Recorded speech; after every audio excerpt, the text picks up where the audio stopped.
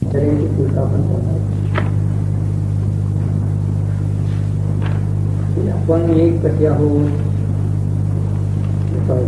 एक चिन्मात्र ज्योती आहोत, तासागत आहोत. जरी आमच्याजवळ अनेक गुणभेद आहेत तरी देखील एकाकार रूपाने पाहिला असताना, निश्चय विषय घेतला असताना त्या ठिकाणी निश्चय ज्ञानाचाच एक विषय आहे, फराचा विषय नाही. समजायचा की एक विषय जो आहे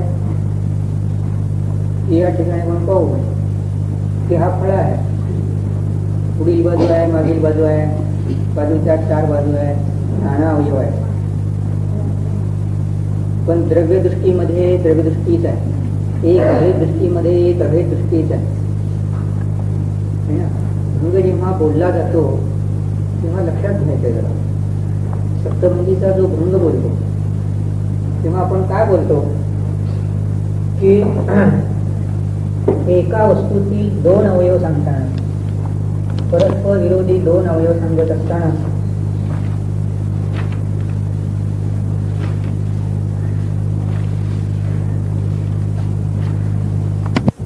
त्यात फळा एक आहे आणि त्यात फळा नाना आहे.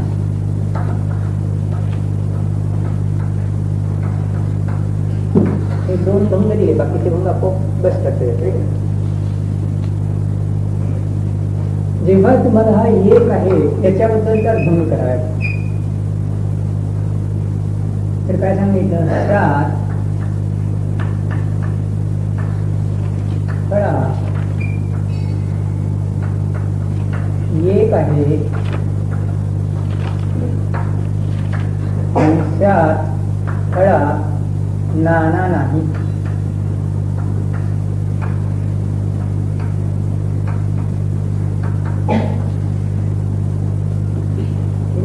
म्हणजे एकाबद्दलच्या आहेची आणि एकाबद्दलच्या आहे ना नाना नाही.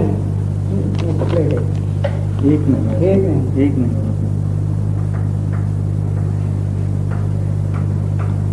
फळा जो आहे एक आहे आणि एक नाही. आणि इकडे जेव्हा तुम्हाला नानाच सांगायचं असेल त्यात फळा नाना नाही आणि त्यात फळा नाना आहे. तुम्हाला हे बोलले नाना खाली फळा आहे आणि फळा नाना आहे आणि नाना नाही असे भंग केले. तेव्हा काय म्हणले, हा ये धर्मात्मक आहे नाहीचा भंग सांगितला. म्हणजे या एकामध्ये एक आहे, एकामध्ये काय आहे त्याचा अर्थ काय, एकामध्ये एक आहे. या एक नाहीचा अर्थ काय आहे, एकात है ना, एकात नाना नाही. या एक नाही म्हणजे काय, परचतुष्टयाने म्हणता ना, परचतुष्टय आणि ते स्वचतुष्टय.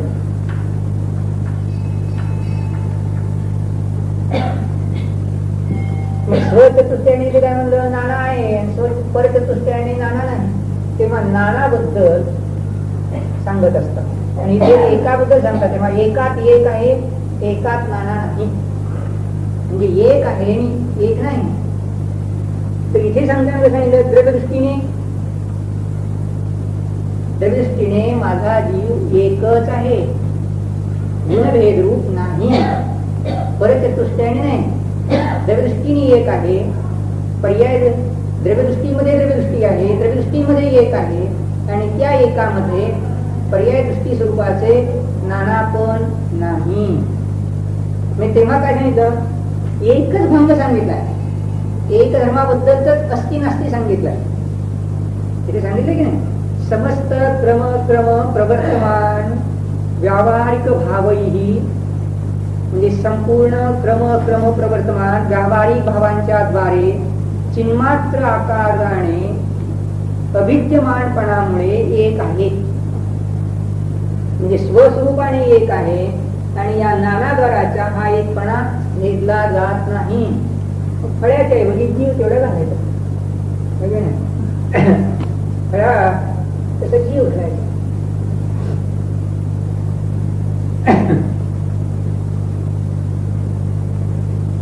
जीवाबद्दलच एक आहे का नाही, एक आहे, नाना नाही.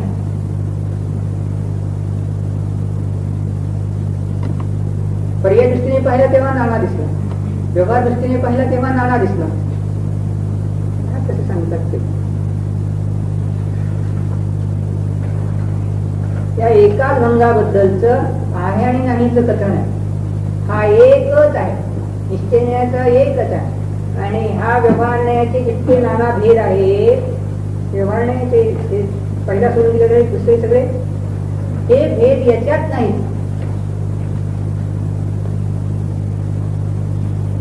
हे भेद तुम्ही निश्चयाला व्यवहार आहे तेव्हा आगम भाषा बोलला, एक आहे नाना आहे म्हणाला, है ना. आगम भाषा तुम्ही व्यवहार सांगितला, पण पुढे एकात एक आहे, एकात नाना नाही, नानात नाना आहे, नानात अन्य नाही. त्याच्यासाठी उदाहरण दुसरे असे देतो की शरीराला डावा हात आहे, उजवा हात आहे. शरीराला डावा हात आहे, उजवा हात आहे. मग सांगणार काय, डावा हात आहे, डावा हात स्वचतुष्टयाने, परचतुष्टयाने डावा हात नाही. वर्णन कोणाच केलं, स्वचतुष्टयाने उजवा हात आहे, परचतुष्टयाने उजवा हात नाही. म्हणजे शात उजवा हात आहे, शात उजवा हात नाही, शात डावा हात आहे, शात डावा हात नाही. म्हणजे डावा हात आहे, स्वचतुष्टयाने डावा हात आहे, परचतुष्टयाने डावा हात नाही. म्हणजे स्वचतुष्टयाने डावा हात आहे, डाव्या हातात डावा हात आहे, डाव्या हातात अन्य अवयव नाही. सायकलला पेडेल आहे, पण पेडेलच सायकल नाही. तसं तुम्ही एक अवयव एक अंशी लावले, एक द्रव्य ते एक अंश लावले, तिथे आपल्याला एका अंशातच लावले. पहा काय करायला लागलं आपण, कशासाठी असं चिंतन, काय काम आहे याचं, की फुकट आपलं सुमन महाराजा लोकांना काम नसतं म्हणून आपल्या डोक्याला काहीतरी खाद्य लावायचं. कारण नाही तर तुम्ही भिंतीला तुम्हाला बसा.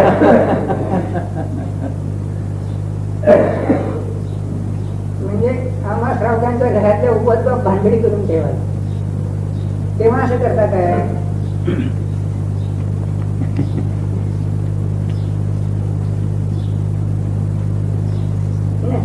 ती जर क्रिया सहज भानगडी करायची राहिली बाजूला, ती सहज बाजूला दूर झाली.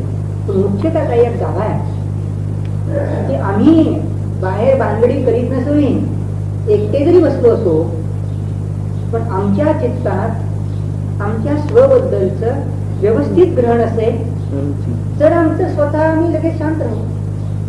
आणि आमच्या चित्तात खंडरूप चिंतन सुरू झालं असेल तर, म्हणजे हे हा विषय जर घेऊन बसला तर हा शेवखाण्यातला ध्रुववंश, ध्रुव अंश म्हणतात त्याला, सद्बुद्ध व्यवहारण्याचा विषय ध्रुव घेतला किंवा गुणभेद घेतले तर काय होईल, विकल्प तर मुक्ती. इथेही ध्रुव म्हटलं आणि शेवखाण्यालाही ध्रुव म्हटलं, ध्रुवाचे इथेही शेवखाण्यात गुणभेद करून दिले, त्याला दुसऱ्या भाषेत सद्भुत व्यवहार नाही म्हटलं. समय सारमधली सातवी गाठा व्यवहार आणि ज्ञान आहे, दर्शन आहे, चरित्र सांगितलं किंवा ध्रुव आहे म्हणून सांगितलं. पण मग तो एकटा जर ध्रुव घेतला तर विकल्प तरंग उठते. पण ध्रुव म्हणून हा ध्रुववाण घेतला असेल तर विकल्प उठणार नाही. म्हणून हा एकाकार घेतला असेल तर एकाकारतेमध्ये एकाकारता, एकाकारतेमध्ये ज्ञान दर्शन श्रद्धा आदी गुण नाहीत. समयसारख्या त्या गाथेत सांगितलं, जो पसती अप्पानम अबद्ध बुद्धम अनन्यम अविशेषम नियदम अविशेषम असंयुक्तम अविशेष सुप्त म्हणजे नाही तुला अपदेश सुप्त ती पण काही माझा नाही, 14वी गाथे. जो जो पस्तुती अपमानं बद्धपुष्टं मनन्यं नियतं अविशेषं संयुक्तं संशुद्धनयं ज्ञानं. हा ते सिद्ध नाही सांगितलं, अविशेष सांगितलं. मग अविशेष सांगून गुणभेद करणं देखील विशेषात गेले. पर्यायालाही विशेष म्हटलं, गुणालाही विशेष म्हटलं. मग गुणभेदात जर गेला तर एक नाही नानाकडे चालला. म्हणजे या सप्तभंगीला या सप्तभंगीच्या पेक्षा या सप्तभंगीच्या पेक्षा एकमेकाला अपेक्षा आहे. पण जेव्हा अनुभव करायचा तेव्हा हाच घ्यायचा आणि हे तिथे अनुभूतीचे विषय नाही. मग एक रूपाने आम्ही अनुभवत असताना जर असा विचार आला की गुणभेदाने मी खंडित होतो किंवा गुणभेद खंडित वाला आहे, तर समजा चिंतन केलं आपण, मी ज्ञान गुणवाला आहे. तर गंमत काय झाली, गुणवाला एक गुण घेतला, ज्ञान गुण म्हणून ज्ञान गुणवाला घेतला नाही, निश्चयाचा विषय घेतला नाही, तर ज्ञान गुणवाला तो भेदोपचार केला, चिंतनात असं केलं. कुठल्या अंशाकडून चिंतन करतो हे बरोबर समजलं नाही तर काय म्हणणार की मी ज्ञान गुण एकटा आला आहे आणि मग काय हो ज्ञान तर झालं, आनंद कसा होणार, ज्ञान तर झालं, माझ्या शुद्ध पर्याय कशी येणार, ज्ञान तर झालं, चरित्र गुण असेल का, म्हणजे माझं चरित्र असेल का, ज्ञान तर झालं पण श्रद्धा असेल का, सगळे विकल्प तू झाले ना. तशा विकल्पाने देखील भेदला जात नाही. मग कसं आहे, एक आहे आणि परस्वरूप त्यात नाही. मी एकाकार रूपानं माझं स्वरूप आहे आणि माझा जीव एकाकार आहे. मग त्या दुसरे जीव नाही, दुसरे द्रव्य नाही, गुणभेद नाही, पर्याय भेद नाही, व्यावहारिक भेदाने भेद केला जात नाही.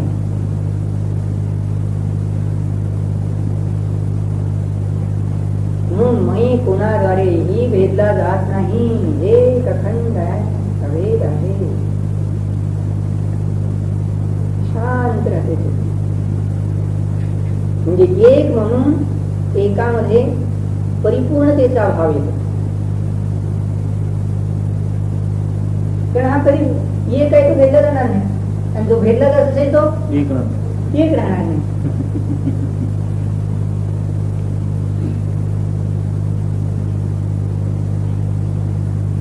सुंदर आहे, विचार करण्यासारखा आहे की हा एकाकार असणारा मी माझा आत्मा एक आहे आणि याच्यात मग कुठेही गुणभेद नाही, पर्याय भेद नाही, परभेद नाही, शांत. मग भेदलाच जर जात नाही, निरंश आहे, निरवयव आहे, काय भाषा येते सर, अखंडित आहे, खंडित नाही.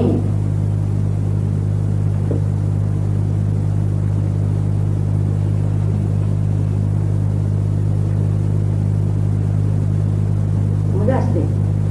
पोरांच्याकडे पाहावं जरा, तर पोरा काय करतात, बाबा लाडू दिला आम्हालाही लाडू द्या. मग बाळ लहान आहे, मग माने काय केले, लाडूचा एक तुकडा बाळाला दिला आणि लाडू एक बाबाला दिला. तुम्ही बघितला आपल्या आत्मभक्तीमध्ये तुकडा आहे आणि बाबाच्या त्या भक्तीमध्ये अखंड आहे.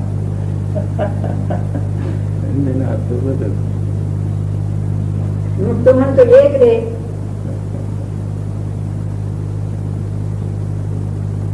मग ती म्हणते एक ठेवले गे, हात पाय आपटून मोकळा आणि आहे तेही सांडून मोकळा. अनादी कालपासून आपण असंच करीत आहोत. त्या बाळाला सुद्धा लक्षात आलं, तर तिथे आपण शिकलो तर शिकलो, नाही तर गेलो गेलो. बाळी असं म्हणते की मला एक अखंड लाडू पाहिजे, खंडित लाडू नको. विद्यमान काय कामाचा, अविद्यमान पाहिजे. आणि तोच लाडू जर त्याला एक अविद्यमान दिला तर छान, मग काम चालू आहे. शांत. कसं आहे, आपण विद्यमान रूपाला घ्यायला गेलो की आपले चित्त आपुलीत होते, आपण दुःखी होतो. आणि अविद्यमान एक रूपानं एकाकार घेतला जीव तर शांत. म्हणजे एकामध्ये एक आहे, एकामध्ये भेदपणा नाही, नानापणा नाही.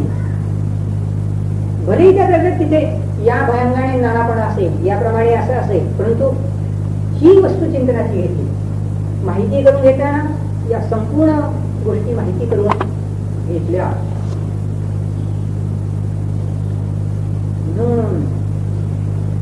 प्रतीती करताना एक रूपानं प्रतीती केली तर शांत झाला. आणि ज्याला एकचा अर्थ कळाला नाही तो काय मग विचार करतो, एक म्हणतो पण कसं, म्हणजे त्याचं लक्ष कुठे गेलं, या नानाकडे गेलं. म्हणजे म्हणताना उच्चारण करताना एक म्हणतो पण लक्ष कोणाकडे आहे, नानाकडे.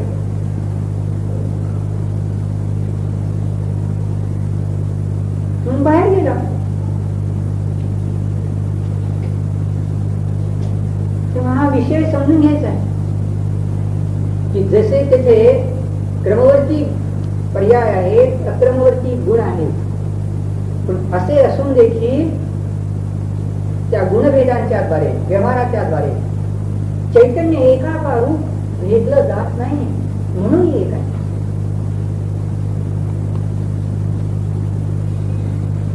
मग कोणत्या मिथ्यात्व पर्यायाने भेदला जात नाही, सर्वदर्शन पर्यायाने भेदला जात नाही, केवळ ज्ञान पर्यायाने भेदला जात नाही, चरित्र गुणाने भेदला जात नाही, मिथ्या चरित्राने भेदला जात नाही, सम्यक चरित्राने भेदला जात नाही. मग ज्ञान श्रद्धा चरित्र गुण वाला असा अखंड एक पिंड आहे. म्हणून 14व्या गतेत सांगितले की अविशेष आहे.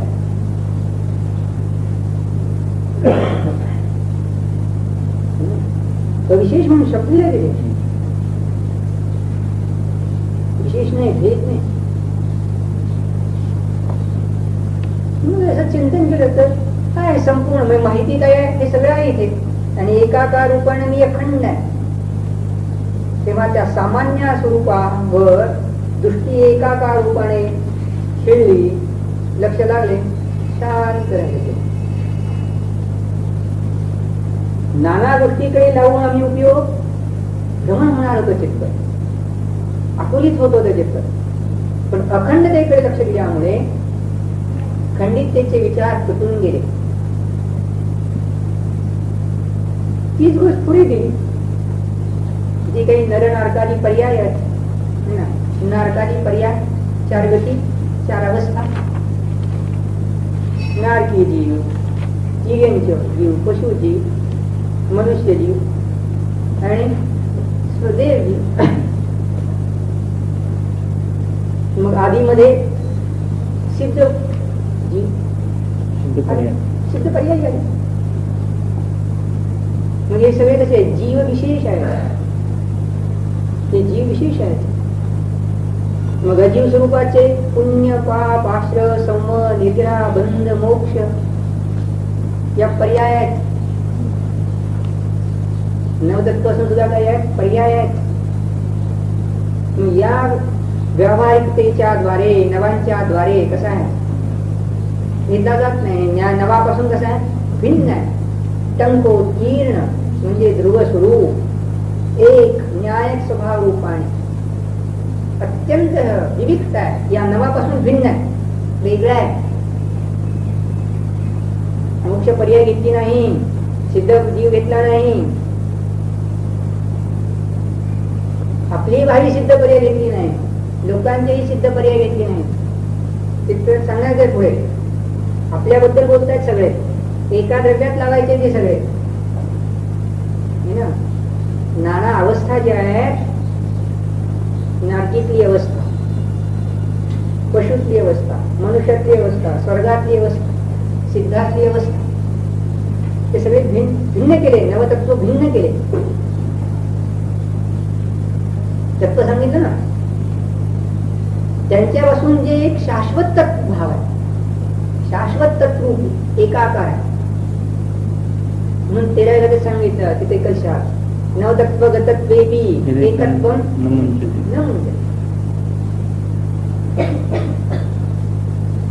म्हणून आश्रयभावी नाहीत, बंधभावी नाहीत, समरभावी नाहीत, निर्जराभावी नाहीत आणि मोक्षभावी नाहीत, शुद्ध पर्याय देखील नाही.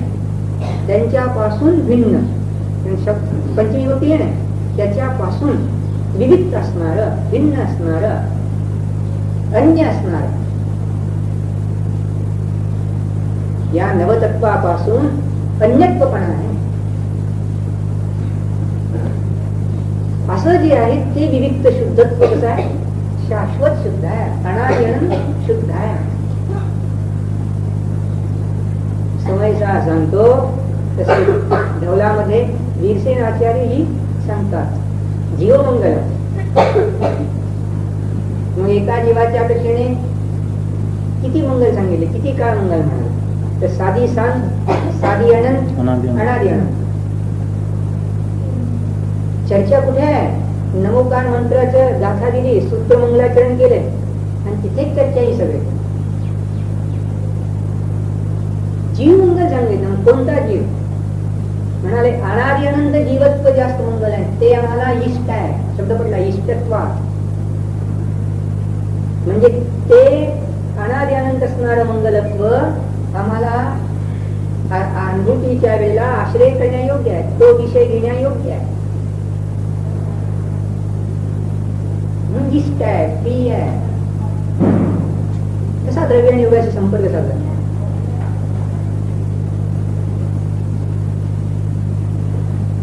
भावली म्हणजे संत आहेत, ते पर्यायांचं कथन करतात, पण पर्यायाच्या कथनात करत होत नाहीत. अज्ञानी जीव बाहेरचं कथन करतो, पर्यायाच्या कथनातच अडकून जातो. त्याला वाटते फक्त नारकी नाही, मनुष्य आहे बरा आहे, पशु आहे बरा आहे, स्वर्गातला देव आहे बरा आहे, असं वाटते अज्ञानी जीवाला. म्हणून 15 मध्ये सांगितले की अज्ञानी जीव विशेषाक्रमतात, विशेषाची अभिभूती घेतात. का सगळ्या गाथा एकच बोलतात ते.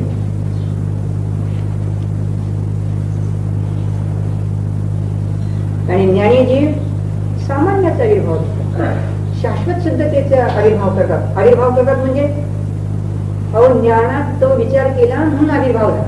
वस्तू राहायची ते. लोक लगेच काय करतात, म्हणतात तो उडायचं याला. अहो शब्द तिथे पडलाय, आविर्भाव तिरोभाव, म्हणजे ज्ञानात विचार केला तो आविर्भाव झाला, पर्यायाचा विचार केला पर्यायाचा आविर्भाव झाला. म्हणतं की नाही, राजाचा विचार केला जर नटाला काय म्हणतात, राजा जर सारखं जर ऍक्शन कर, आविर्भाव कर. मग इथे जीव आहे सारखा आविर्भाव कर. काय पशु म्हणतं काय माणसाला, जीव म्हणता काय. इथे लिहिले ना, मी काय करणार, नारकादी जीव विशेष अजीव, त्याचं पडलंय ना, अजीव पुण्य पाप आश्रम. जे विकारी भाव आहेत ते आमच्या जीवाहून भिन्न आहेत, जीवाच्या स्वभावाहून वेगळे आहेत, म्हणून त्याला अनात्मा म्हणतात. 201 आणि 202 गाथा आहे समय सारा. मग ते सांगितलं परमाणु मात्र देखील तळाग राहिला तर आत्मा अनात्माचा भेद कळाला नाही, जीव अजीवाचा भेद कळाला नाही. मग अजीव कोण, रागाला म्हटलं, पर्यायानं म्हटलं. मोक्षातल्या शुद्ध पर्यायाला देखील अजीव म्हटलं. चैतन्याची केवळ ज्ञान पर्याय आहे, केवळ दर्शन पर्याय आहे, पण तिला देखील काय म्हटलं, अजीव. तुम्ही पहा तिथे वाक्य आहे की नाही, मोक्ष आहे.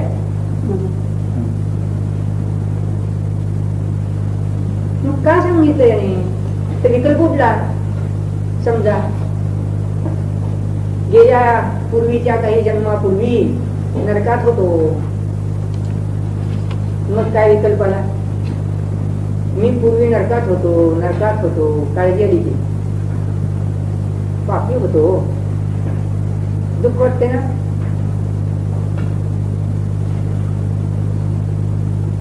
वाईट वाटते. दारकी देऊन काय दिलं ना, पापाचा भाव केला, आश्रय बंद केला. त्याच्यातून समजायचं काय? बा जीवा, आत्ताही तुझ्याकडून काही पाप होत असेल, चित्तात विकृत भाव येत असतील, आश्रय भाव होत असतील, पापाश्रय भाव येत असतील, मारामारीचे भाव येत असतील, तर सांगितलं की ते तुझं स्वरूप नाही. ते तुझं स्वरूप आहे का?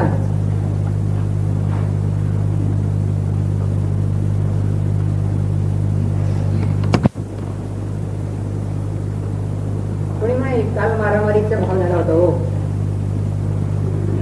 मग तुम्ही सांगत असता आम्हाला वितराग पाहिजे, मग मी तर मारामारी केली काल असं लोक सांगतील, कोणी जीव सांगेल. मग आता कसं करणार? नाहीतर रंजन चोर, विद्युत चोर सांगतील आम्ही चोरी करून आलो, पाप भाव करून आलो, बंद भाव करून आलो. मग आता कसं होणार? काय आम्हाला सुटायला मार्ग आहे का?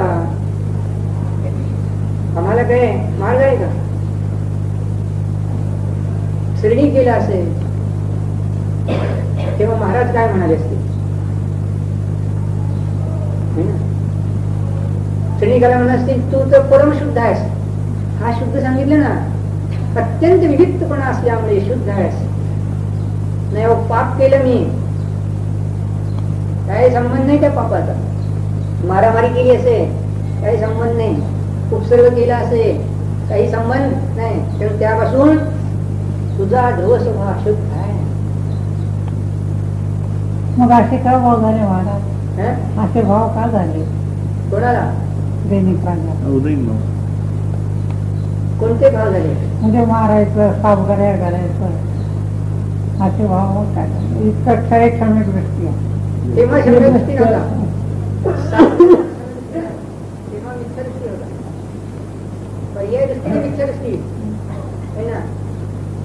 पर्याय दृष्टीने अशुद्ध निश्चय मिथ्या दृष्टी.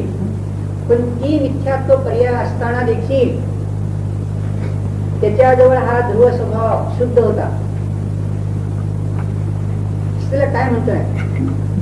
शुद्ध झाल्यावर शुद्ध म्हणत नाही. शुद्ध झाल्यावर तर ध्रुवात शुद्धता आहे, पर्यायाची शुद्धता आहे. परंतु अशुद्ध असताना देखील या दृष्टीने शुद्ध आहे, ध्रुव दृष्टीने शुद्ध आहे, या एक दृष्टीने एकाकार दृष्टीने शुद्ध आहे. आणि तेव्हा पाहणारे लोक कुठे पाहतात? या तळखाण्याकडून पाहतात श्रेणिकाकडे. पाप करणारा श्रेणिक किंवा पुण्य करणारा श्रेणिक किंवा क्षय समदर्शन करणारा श्रेणिक या ठिकाण्यातून पाहतात.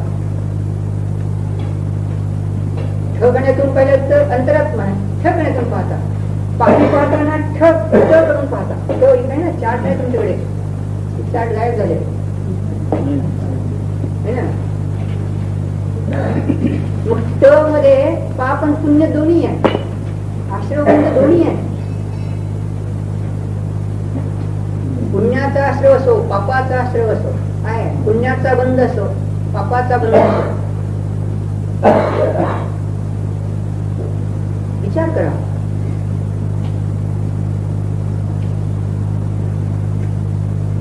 तू तिकडून पाहिलं तर दिसतंय ते मिथ्यात्व आहे. मग मिथ्यात्व असताना मिथ्यात्व पर्याय आणि ह्या खाना रकाना भिन्न आहे की नाही? डावा हात आणि उजवा हात भिन्न आहे की नाही? शरीरात दोन हात आहेत, मग द्रव्यात दोन भाग आहेत, ध्रुव अंश आणि पर्याय अंश. ध्रुव अंशात जीवत्व आहे, एकाकार जीव रूप आहे, आणि पर्यायात भले मिथ्यात्व आहे पण पर्याय जीवत्व नाही. धवलाकर सांगतात मिथ्यात्वात, प्रमादात, कषायात, योगात जीव नाही. मग श्रेणिकाची पर्याय टिकून म्हणतात एक आहे नाना आहे.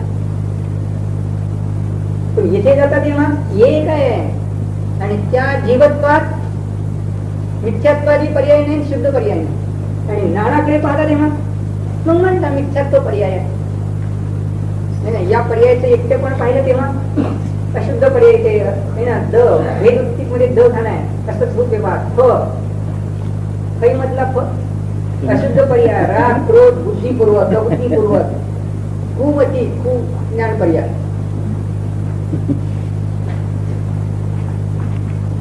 मग काय आहे हा फ दिलाय फटकारण्या योग्य आहे.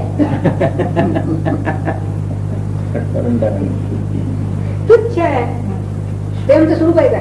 ग मध्ये हा आहे ना गंभीर आहे, ग्रहण करणे योग्य आहे, ग्राह्य आहे, गवसनी घालणे योग्य है ना, सतत आमजवळ आहे. पण या नयातून पाहिलं तर तो काय हे काय सगळेच पर्याय भेद या ध्रुवात ध्रुव आहे, ध्रुवात अन्य नाही.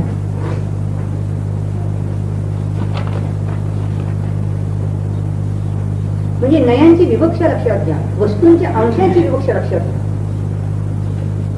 ज्या शुद्ध अंशाकडून संपूर्ण वस्तू पाहिली त्या श्रेणिकाची तर या दृष्टीने पाहिली.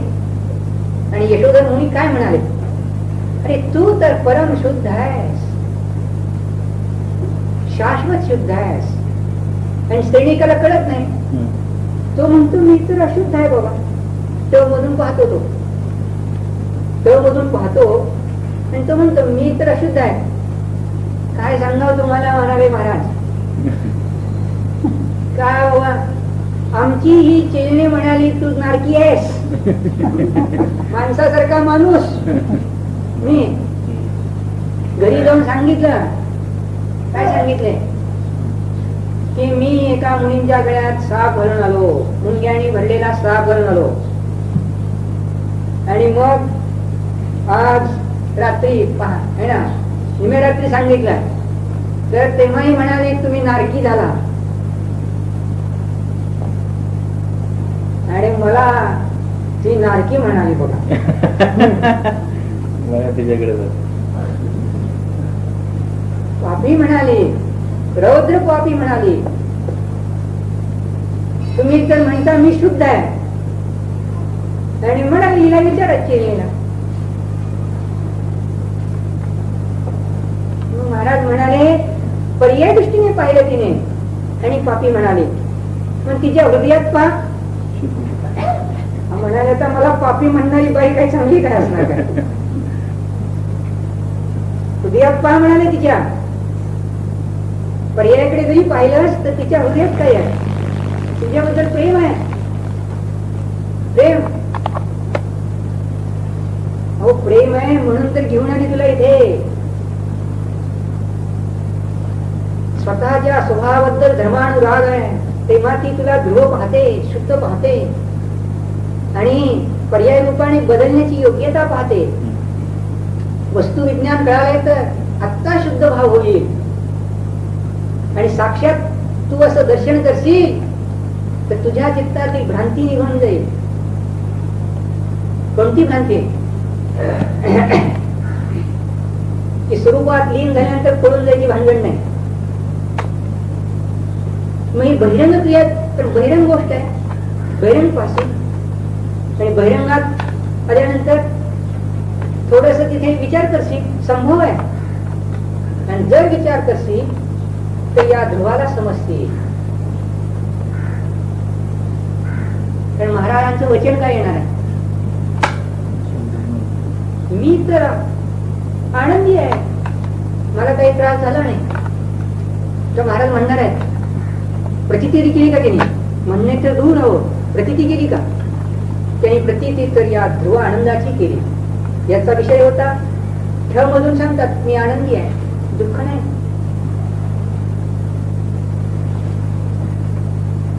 आणि वचनातही भाव आला तो की तुझेही कल्याण हो. तू म्हणतो माझं कल्याण कसं इच्छिता.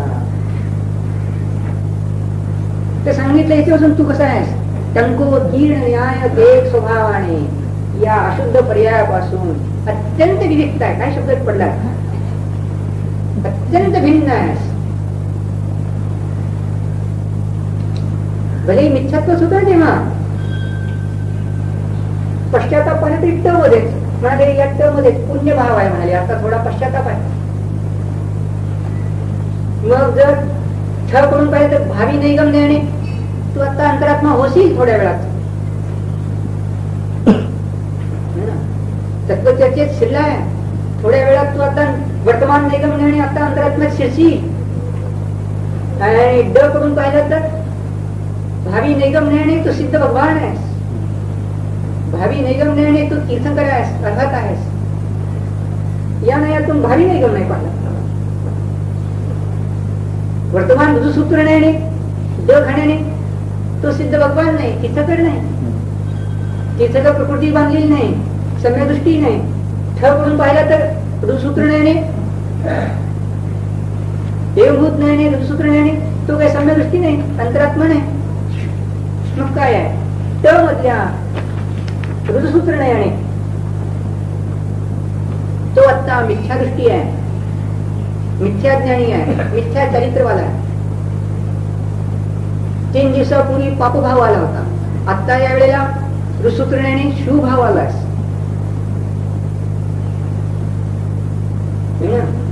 नरगतीचा बंध बांधलेला आहे. परंतु ध्रुव दृष्टीने तू आता ग दृष्टीने समता शाश्वत शुद्ध, अत्यंत विविक्त आहे. या तर कथा आहेत, कथासाठी कथा नाही, दृष्टांतासाठी दृष्टांत नाही. दृष्टांत आपल्या जीवनावर लावण्यासाठी आहे. तुम्ही म्हणाल कसे, प्रसंगी विकृत विचार आले असतील, भोगोभोगाचे विचार अशुभ भाव झाले असतील, पाप भाव झाले असतील, म्हणून पाप आहे. दानाधिकाचे भाव झाले तर पुण्य भाव आहेतच. व्रत उपवास करण्याचे भाव आले, शुभ भाव आले तर पुण्य भाव आहेतच.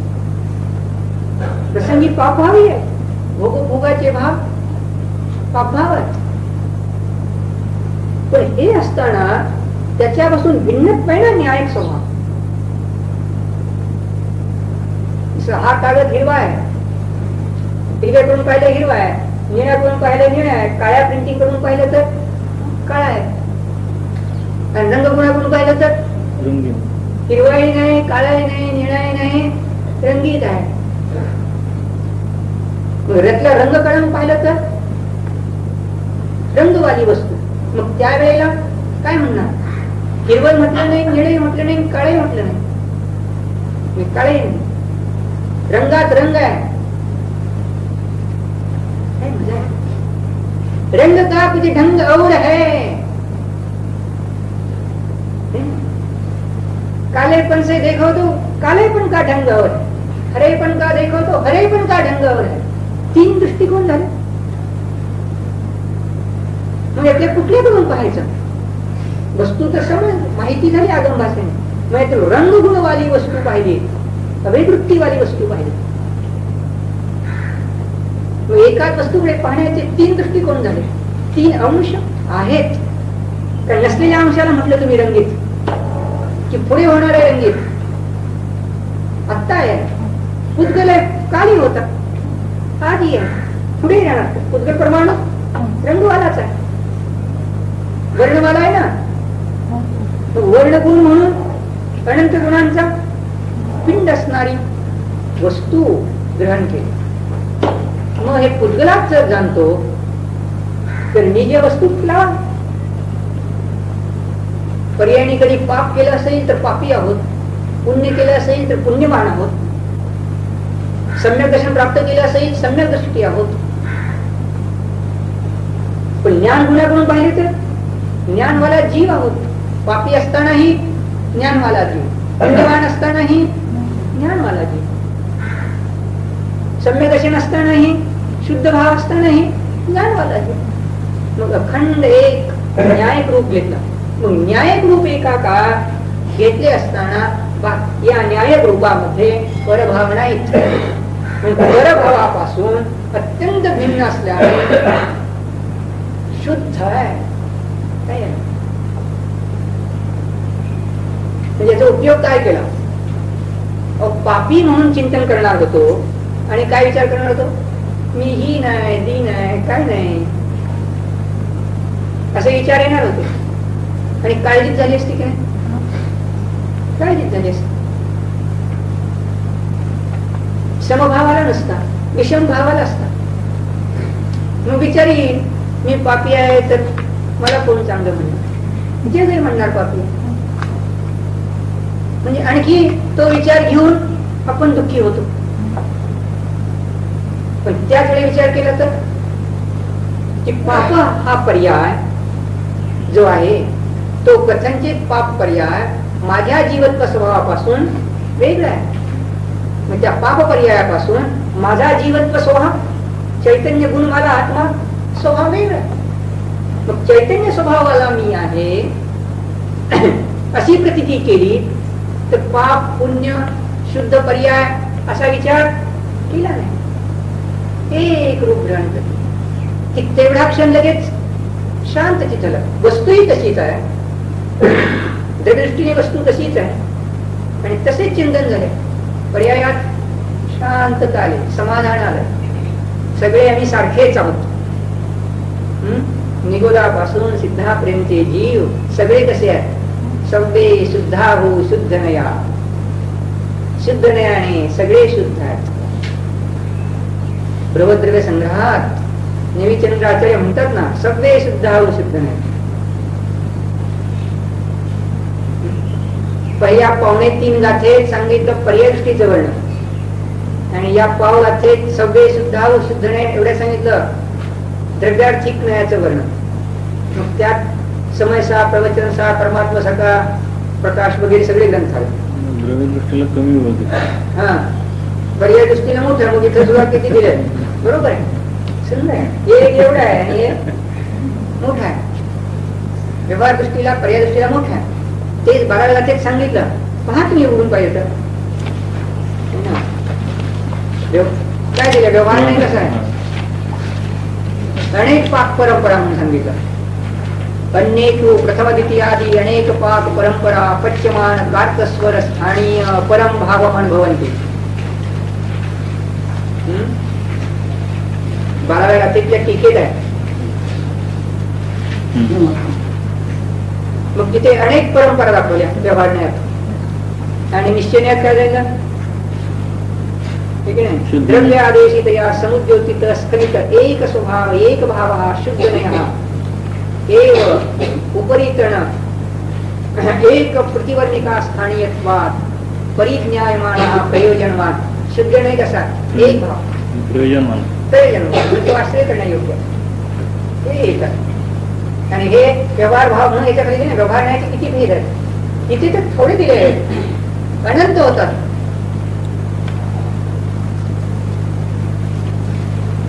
एक आहे, एकाकार एक आहे. मग नाना म्हणतो एक आहे, एकामध्ये एक आहे, एकामध्ये नाना नाही, अन्य नाही. नाना तिथे असेल असेल पण अनुभव तिला एक रूपाने अनुभव. शांत राहिल्याचे म्हणून पदोपरी समजते की समय सारात काय सांगितलंय. सव्वे शुद्धा हो शुद्ध नया.